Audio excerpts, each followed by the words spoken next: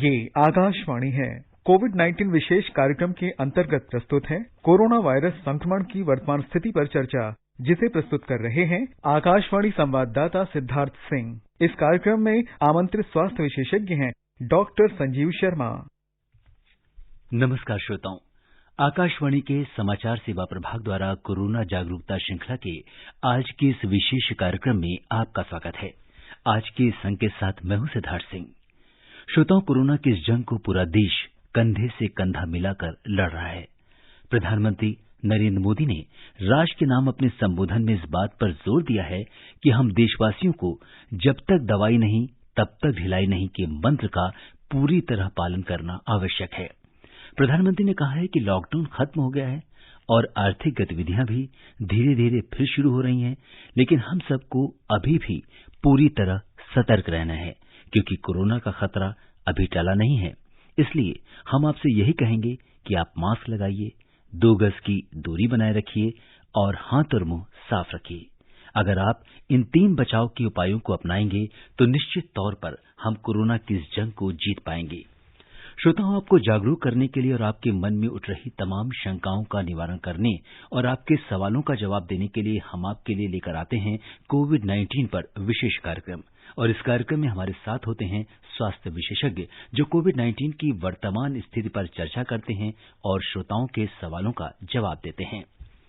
Corona की इस जंग में आयुर्वेद बहुत कारगर साबित हुआ है और कोरोना के इलाज में और हमारी रोग प्रतिरोधक क्षमता को बढ़ाने में आयुर्वेद ने बहुत महत्वपूर्ण भूमिका निभाई है। श्रोताओं, कोरोना से बचाव और इलाज के लिए आयुर्वेद से जुड़े तमाम प्रश्नों का जवाब देने के लिए हमारे आज के इस विशेष फोन इन कार्यक्रम में हमारे साथ हैं राष्ट्रीय आयुर्वेद संस्थान जयपुर के निदेशक professor doctor Sanjeev Sharma. Doctor Sanjeev का आयुर्वेद चिकित्सा के क्षेत्र में लंबा अनुभव रहा है। डॉक्टर संजीव, नमस्कार। कार्यक्रम में आपका स्वागत है। हाँ, नमस्कार और बहुत बहुत धन्यवाद। सभी श्रोताओं को मेरा सप्रेम नमस्कार। श्रोताओं, आप कोरोना से संबंधित सवाल हमारे आज के एक्सपर्ट से टोल फ्री नंबर 1800-115767 और 011-233-14444 पर पूछ सकते हैं। अगर आप सोशल मीडिया पर सवाल पूछना चाहते हैं तो आप हमारे ट्विटर हैंडल @AIR News पर #AskAIR पर अपने सवाल पोस्ट कर सकते हैं। डॉक्टर संजीव, अगर हम कोरोना की वर्तमान स्थिति को देखें तो हालांकि देश में कोरोना के मरीजों की संख्या कम हो रही है, लेकिन खतरा टला नहीं है। इसलिए प्रधानमंत्री नरेंद्र मोदी ने भी लोगों से अभी पूरी तरह से सतर्क रहने का आह्वान किया है और प्रधानमंत्री ने यह भी याद दिलाया है कि लॉकडाउन भले ही खत्म हो गया, लेकिन कोरोना के संक्रमण का खतरा अभी भी बना हुआ है। क्या कुछ कहेंगे आप? जी, ये बिल्कुल बात सही है कि कोरोना के आंकड़े जो हमें अभी दिख रहे हैं वो निश्चित रूप से वो कमी आई है और ये अच्छी बात भी है, लेकिन इस आंकड़ों के जाल में हम कहीं उलझ ना जाएं, ये हमें ध्यान रखना है कि क्योंकि खतरा अभी बना है और कम नहीं हुआ है। बहुत सारे लोग एसिम्प्टोमेटिक हैं जो टेस्ट नहीं करवा रहे हैं या नहीं किए जा रहे हैं, तो वो समाज में हैं, तो संकट अभी बरकरार है। और दूसरा, अनलॉक की प्रक्रिया शुरू हो गई है और अनलॉक की प्रक्रिया शुरू होने के साथ जीवन की रफ्तार जो है धीरे धीरे बढ़ रही है। जीवन सामान्य स्थिति में आ रहा है। देश अपने आप को सामान्य स्थिति में लाने की कोशिश कर रहा है, चाहे वो आर्थिक क्षेत्र हो, शिक्षा का क्षेत्र हो। और सबसे बड़ी बात यह है कि अब हम त्योहारों के समय में प्रवेश कर चुके हैं, शादियों का समय ये है। और तीसरी बात ये कि हम विंटर सीजन में यानी शीत ऋतु में हम प्रवेश कर रहे हैं और ये सारे जो हैं, जो ये फैक्टर्स हैं, ये चाहे त्योहार हो, चाहे स्त्रीयता हो, चाहे शादियों का समय हो, शीत ऋतु हो, ये सारे फैक्टर्स कहीं न कहीं हमें एक तरह से रिस्क फैक्टर्स हैं और इनका हमें ध्यान रखना है।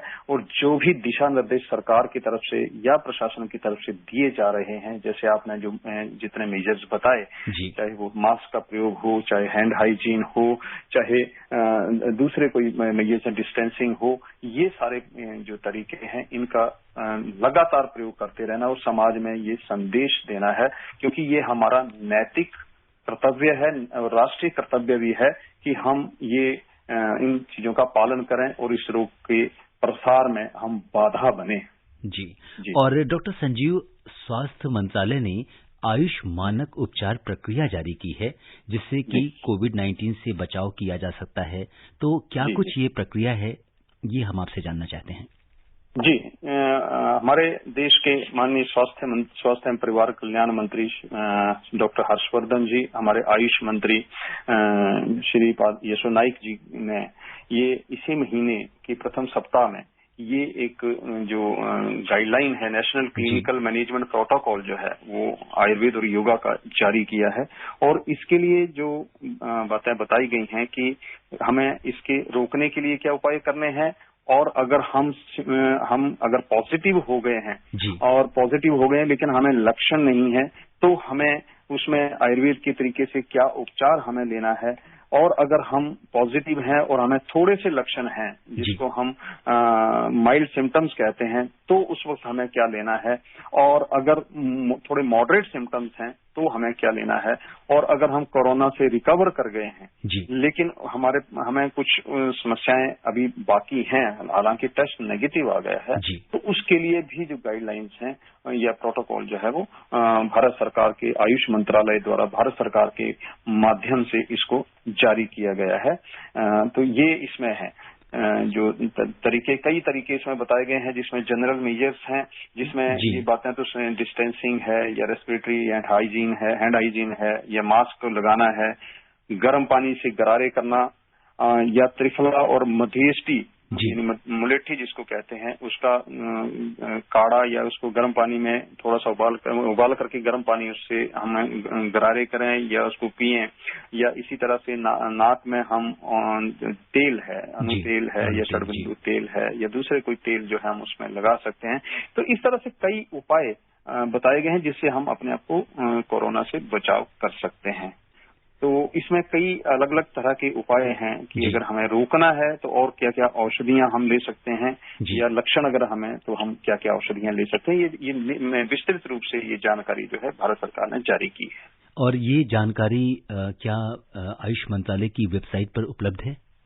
जी, ये आयुष मंत्रालय की वेबसाइट पर बिल्कुल उपलब्ध है। आप आयुष मंत्रालय मिनिस्ट्री ऑफ आयुष के अगर उसमें जाते हैं, वेबसाइट पे जाते हैं, तो वहां पर ये जानकारी जो है वो पूरी तरह से national clinical management protocol based on Ayurveda and yoga for management of Covid dashboard में ही हमें सामने दिख जाती है और उसमें हमें ये मिल जाएगी जानकारी।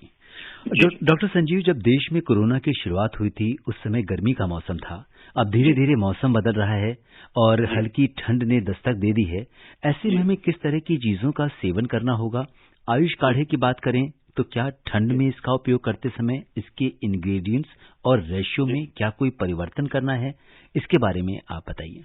हाँ जी, ये बिल्कुल बात सही है कि अब धीरे धीरे हम ठंड की तरफ बढ़ रहे हैं। अभी जो आयुर्वेद के हिसाब से या भारतीय शास्त्र के हिसाब से अब हम जो दक्षिणायन की तरफ बढ़ चुके हैं। और दक्षिणायन में जो हमारा ये रहता है, जो इसका ऋतुचर्या का जो ये रहता है, उसका हमें बिल्कुल ध्यान रखना है। क्योंकि ठंड में हालांकि हमारा जो अग्नि है, हमारा जो डाइजेस्टिव सिस्टम है वो स्ट्रांग रहता है, लेकिन एनवायरमेंटल टेम्परेचर जो डाउन होता है उसके कारण हमारी इम्यूनिटी कहीं ना कहीं डाउन होती है, हमारी रोग प्रतिरोधक क्षमता जो है वो कम होती है। और ऐसा भी बताया गया है कि ये जो वायरस है ये ठंड में ज्यादा देर सर्वाइव करता है। तो ऐसे में विंटर सीजन में, शरद ऋतु में ये इसकी संभावनाएं और बढ़ जाती हैं और हमें देश में सेकेंड वेव इस इन्फेक्शन की ना आए, इसमें बिल्कुल ध्यान रखना है। और ठंड के सीजन को ध्यान में रखते हुए विंटर सीजन को हम ध्यान में रखें और उस हिसाब से हम अपना खान पान, दिनचर्या या औषधियों का प्रयोग करें। जैसे कि आपने क्वाथ की बात करी है, काढ़े की बात करी कि आयुष क्वाथ जो है उसका प्रयोग करने में क्या हमें इसमें कुछ परिवर्तन लाना है। वैसे तो सामान्यतः ये जो आयुष मंत्रालय ने जो क्वाथ बताया है, ये क्वाथ इसमें कोई बहुत ज्यादा परिवर्तन लाने की ऋतु के हिसाब से जरूरत नहीं है। इसी का प्रयोग हम लगातार करते रहें और ये सर्दियों में भी ये लाभदायक है इसी मात्रा में, लेकिन गरम इसका सेवन जो है वो हमें करना चाहिए ताकि इसकी गर्मी का भी और इसके इंग्रेडिएंट्स हैं उसका भी हमें लाभ मिले। और दिन में 2 बार इस काढ़े का प्रयोग हमें करना चाहिए। जी, दिन में 2 बार इस काढ़े का प्रयोग करना चाहिए। और डॉक्टर संजीव, हमारे बहुत सारे श्रोता हैं जो इस कार्यक्रम से जुड़ रहे हैं और आपसे वो सवाल करना चाहते हैं। सबसे पहले हम रुख करते हैं गुजरात में अहमदाबाद का, जहां से भावेश जी हमारे साथ कार्यक्रम में जुड़ चुके हैं। भावेश जी नमस्कार, कार्यक्रम में आपका स्वागत है। हाँ नमस्कार। पहले तो जी नमस्कार। जी, मैं अहमदाबाद से नेत्रलिंग बोल रहा हूँ। जी हाँ, कोरोना 6-7 माह हो गया जी, तो भी उनकी वैक्सीन नहीं आई जी, तो देर लगेगा कि जल्दी आएगा? आ जाएगी तो लोगों धंधा करने में सफल हो जाएगा, खाना पीना में सफल हो जाएगा।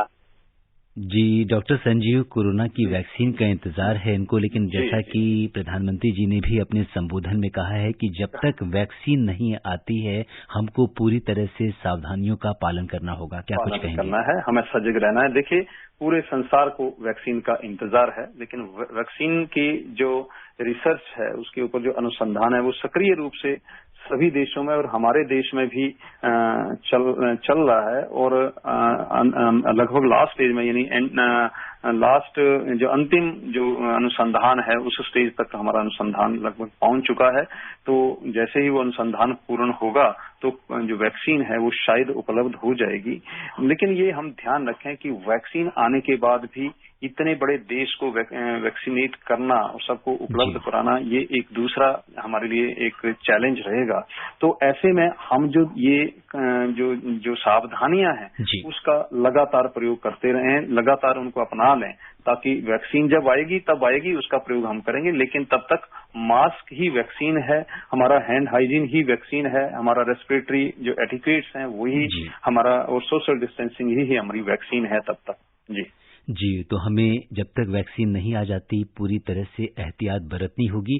और गुजरात के बाद अब हम रुख करते हैं उत्तर प्रदेश में रायबरेली का, जहां से हमारे साथ कार्यक्रम में रामशंकर वाजपेयी जी जुड़ चुके हैं। रामशंकर जी नमस्कार, कार्यक्रम में आपका स्वागत है। अपना सवाल पूछिए।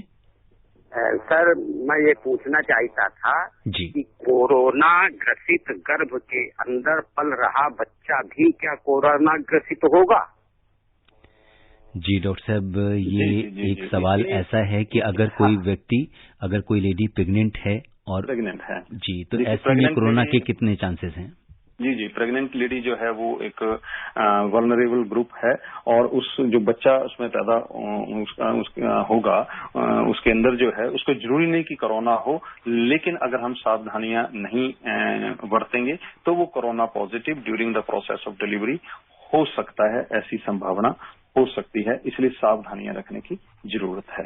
बिल्कुल। और डॉक्टर संजीव, इस समय अगर हम देखें तो एक वर्ड इम्यूनिटी ऐसा है जो कि आपको हर जगह दिखाई देता है। अगर हम किसी केमिस्ट शॉप पे जाएं या किसी भी प्रोडक्ट के हम एडवर्टीजमेंट को देखें तो इम्यूनिटी वर्ड वहां जरूर लिखा होता है। और मुझे ऐसा लगता है कि आयुर्वेद ने इम्यूनिटी में बढ़ाने में जो क्रांति पैदा की है, न सिर्फ हमारे देश में बल्कि पूरा विश्व आज इसको फॉलो कर रहा है, इसको अपना रहा है। आपसे जानना चाहेंगे कि किस तरीके से आयुर्वेद हमारे इम्यून सिस्टम को सशक्त करता है।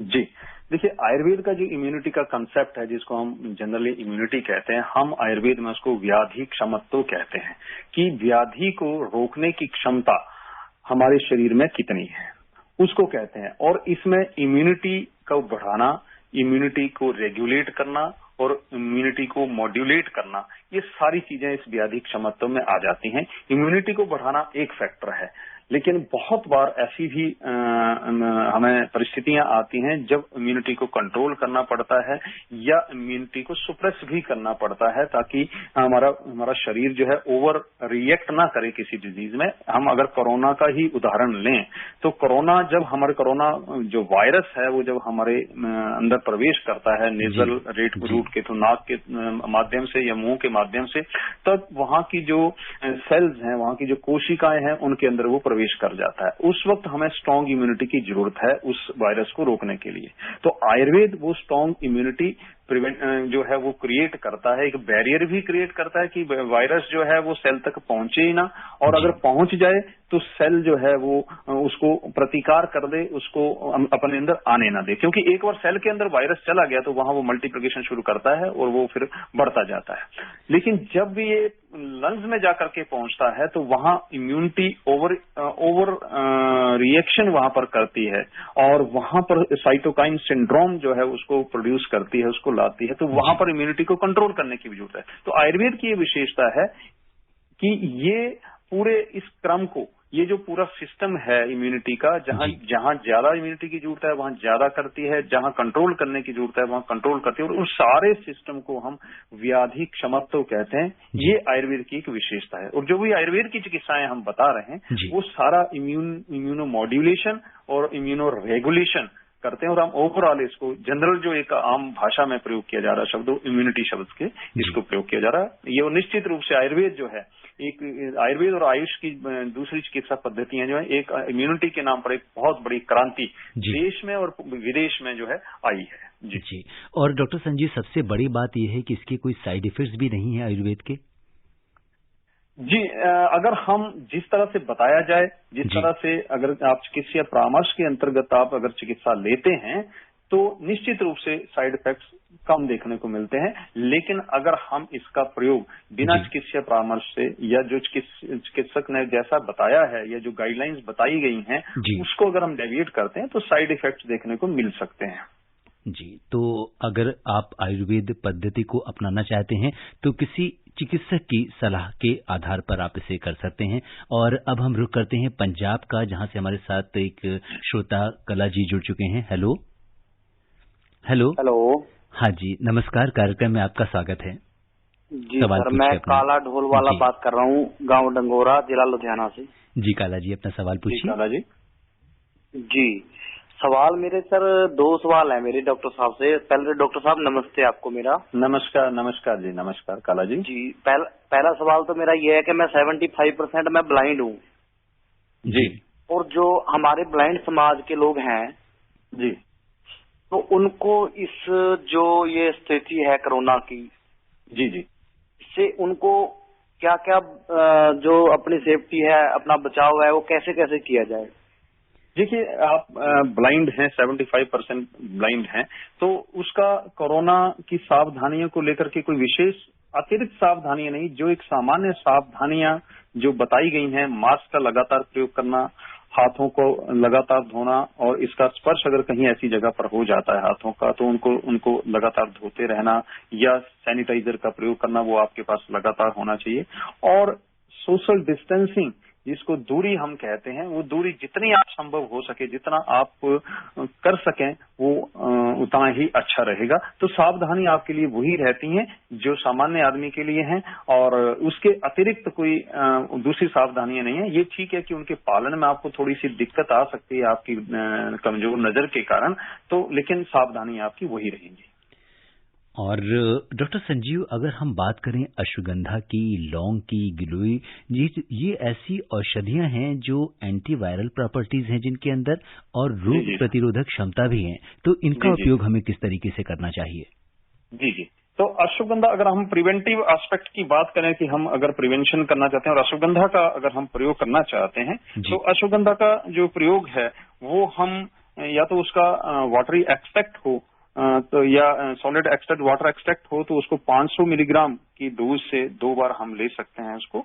या फिर अगर उसका चूर्ण यानी पाउडर प्रयोग करना चाहते हैं तो 1 से 3 ग्राम उसका पाउडर जो है, सुगंधा मूल जो है उसका पाउडर जो चूर्ण है उसका प्रयोग हम गुनगुने पानी से 15 से 21 दिन या 22, मतलब 2 से 3 हफ्ते तक उसका प्रयोग लगातार कर सकते हैं, या जैसे चिकित्सक आपको परामर्श देता है उस हिसाब से ये हम प्रोफिलैक्टिक। इसी तरह से गुड़ूची घनबटी या गिलोय का जो सत्व है उसका भी यही है कि 500 मिलीग्राम 2 बार, या 1 से 3 मिलीग्राम जो 1 से 3 ग्राम औषध जो है वो चूर्ण रूप में जो है वो हम उसको दिन में 2 बार गुनगुने पानी से प्रयोग कर सकते हैं। और च्यवनप्राश इसके साथ अगर मिला दें तो 10 ग्राम च्यवनप्राश थोड़े कोसे पानी से या गर्म पानी से सवेरे शाम 2 बार इसका प्रयोग कर सकते हैं। तो ये एक पूरा एक ट्रीटमेंट प्लान बन जाता है इसको प्रिवेंट करने के लिए। अश्वगंधा, गुडुचि और च्यवनप्राश, तो यही, और जो हमारा नेशनल प्रोटोकॉल इसमें रिलीज हुआ है उसमें भी यही है कि अगर हम प्रिवेंट करना चाहते हैं, प्रोफिलैक्टिक यूज अगर हम करना चाहते हैं,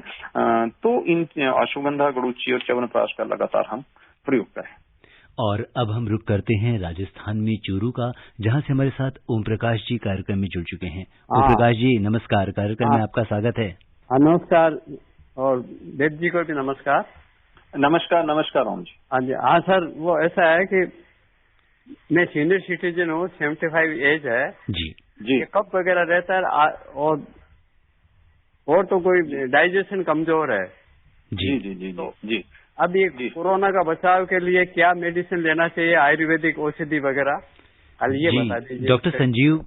जैसे कि हम हाजमे की बात करें तो डाइजेशन एक बहुत महत्वपूर्ण चीज है, और कहते हैं कि अगर हमारा पेट सही है, हमारा हाजमा ठीक है, तो बहुत सारे रोगों से हमें मुक्ति मिल जाती है। तो कैसे हम अपने डाइजेशन को इम्प्रूव कर सकते हैं?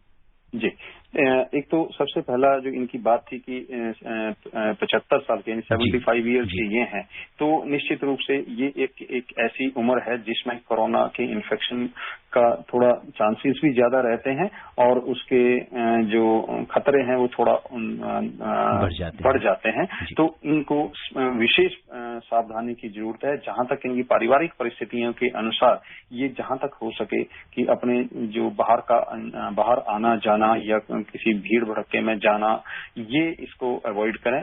और जो सावधानियां दूसरी बताई गई हैं, जो सरकार के द्वारा बताई जा रही हैं, उनका प्रयोग लगातार करें। जहां तक इनकी डाइजेशन की बात है, ये बात सही है कि इस उम्र में थोड़ा अग्नि का बल जो है, हमारा डाइजेस्टिव सिस्टम जो है थोड़ा पुअर हो जाता है, और उसके लिए हमें जो है अपने अग्नि का ध्यान रखते हुए खाने पीने की व्यवस्था एक तो उस तरह से करनी चाहिए कि हमें पता हो कि हमें कौन सा खाना नहीं पचता है, कौन सा पचता है, उस हिसाब से हम खाने पीने की व्यवस्था करें, हल्का और गर्म खाना हम लें।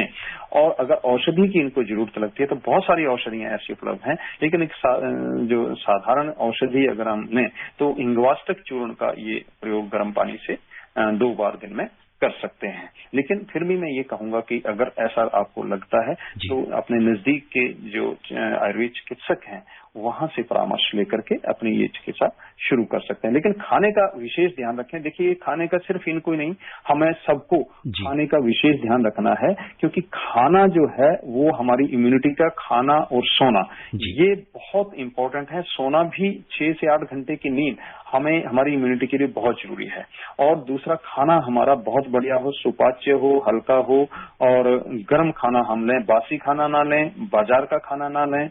और जो अति शीत है जैसे कोल्ड ड्रिंक्स या आइसक्रीम, कुल्फी, ये हम अवॉइड करें, क्योंकि ये हमारे रेस्पिरेटरी ट्रैक्ट के और डाइजेस्टिव सिस्टम को बहुत बुरी तरह अटैक करते हैं और हमारी इम्यूनिटी को अल्टीमेटली बहुत नुकसान पहुंचाती हैं ये चीजें। और जो श्रोता हमसे कार्यक्रम में अभी भी जुड़े हैं उन्हें बता दें कि आज के इस विशेष कार्यक्रम में श्रोताओं के सवालों का जवाब दे रहे हैं राष्ट्रीय आयुर्वेद संस्थान जयपुर के निदेशक प्रोफेसर डॉक्टर संजीव शर्मा। और अब हम बिजनौर का रुख करते हैं, जहां से हमारे साथ कार्यक्रम में राशिद अंसारी जी जुड़ चुके हैं। राशिद जी नमस्कार, कार्यक्रम में स्वागत है, अपना सवाल पूछिए। Thank you sir. डॉक्टर साहब को नमस्कार। मेरा क्वेश्चन ये है जी कि जब ये वैक्सीन आ जाएगी कोरोना की जी, तो वो बीमार लोगों की दी जाएगी या सभी लोगों को, जैसे कि पहले पोलियो की बच्चों को पिलाई गई थी? यही क्वेश्चन है मेरा। धन्यवाद।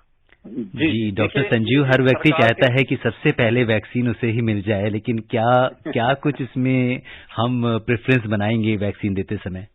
देखिए, ये राष्ट्रीय स्तर पर एक नीति निर्धारण होगा। अगर मैं इस पे कोई अभी कुछ बोलता हूं तो वो मुझे लगता है कि वो बेईमानी होगा, क्योंकि जो उच्च स्तर पर ये निर्णय लिया जाएगा कि अगर वैक्सीन आ जाती है तो किन लोगों को, किन ग्रुप्स को सबसे पहले दी जाएगी। ये सरकारी स्तर पर, बहुत बड़े स्तर पर नीतिगत निर्णय होगा। लेकिन ये अवश्य है कि जो सबसे ज्यादा जरूरतमंद लोग होंगे सबसे पहले उनको ये वैक्सीन उपलब्ध कराई जाएगी। लेकिन फिर से निवेदन है कि वैक्सीन का हम इंतजार कर रहे हैं, करते रहेंगे और आ भी जाएगी, लेकिन तब तक और उसके बाद भी, वैक्सीन आने के बाद भी हम जो सावधानियां हैं उनका लगातार प्रयोग करते हैं। बिल्कुल, पूरे देश के वैज्ञानिक दिन रात अपनी प्रयोगशालाओं में वैक्सीन को लाने के लिए जुटे हुए हैं और उम्मीद है कि बहुत जल्द ही वैक्सीन का निर्माण कर लिया जाएगा। और इस बीच बलरामपुर से रिंकी तिवारी जी हमारे साथ कार्यक्रम में जुड़ चुकी हैं। रिंकी जी नमस्कार, कार्यक्रम में आपका स्वागत है। जी नमस्कार सिद्धार्थ जी, स्वागत के लिए धन्यवाद। डॉक्टर साहब को जय माता दी। नमस्कार सर, मेरा क्वेश्चन ये है, जैसे मैं बाहर से आती हूँ तो सर यदि मैं हैंड हाइजीन का प्रयोग नहीं करना चाहती हूँ, जैसे मैं जैसे नीम का पत्ती है उसे उबाल के उसका पानी से हम हाथ धो लेते तो क्या कोरोना वायरस इससे मर सकता है? Thank you sir. नहीं, देखिए ऐसा है, अभी इस पे कुछ भी कोई ऐसा अनुसंधान नहीं हुआ है कि हम ये कहें कि नीम के पत्ते से या दूसरे किसी के पत्ते के जो काढ़ा है या उसके पानी से वायरस खत्म हो जाएगा, ऐसा अनुसंधान नहीं। जो स्थापित बातें हैं वो ये है कि हमें हाथ धोने हैं, साबुन लगा करके धोने हैं, साबुन का झाग उठना चाहिए, क्योंकि झाग उठना बहुत जरूरी है। अगर जहां झाग नहीं उठता है वो हाथ साफ नहीं होंगे। झाग उठना चाहिए और 40 सेकंड तक हमें कम से कम हाथों को धोना है, ये हमें ध्यान रखना है।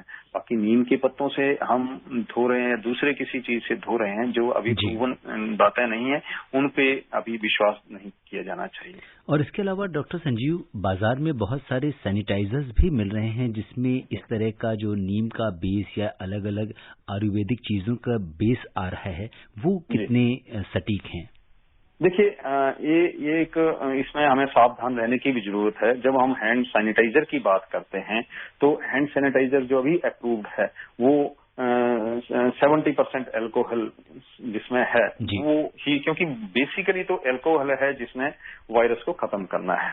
तो बाकी उसमें दूसरे नीम के पत्ते या जो कोई दूसरी चीज एडिड है, अगर 70% अल्कोहल के साथ एडिड है तब तो ठीक है, लेकिन अगर ऐसे क्लेम है तो ऐसे जो क्लेम्स हैं जिसके ऊपर अनुसंधान की भी आवश्यकता है और ऐसे क्लेम्स पे एक ब्लाइंड फेथ या अंधविश्वास नहीं करना चाहिए। आयुष मंत्रालय ने ऐसी कोई जो गाइडलाइन है ऐसी कोई जारी नहीं की है। और डॉक्टर संजीव, अब हम रुक कर लेते हैं कोलकाता का, जहां से शिव कुमार गुप्ता जी कार्यक्रम में जुड़ चुके हैं। शिव जी नमस्कार। छोटे बच्चे हैं जी, उसको ऐसे ही मतलब सर्दी खांसी और सांस की प्रॉब्लम होती है जी, तो नेचुरली आयुर्वेद में कौन सी ऐसी औषधि है जो कि पहले से उसको विकसन किया जाए? जी डॉक्टर संजीव, बहुत आम चीज है कि बच्चों में जुकाम होना, गला खराब हो जाना, तो ऐसे में खांसी आना, ऐसे में हम क्या आयुर्वेदिक ट्रीटमेंट दे सकते हैं?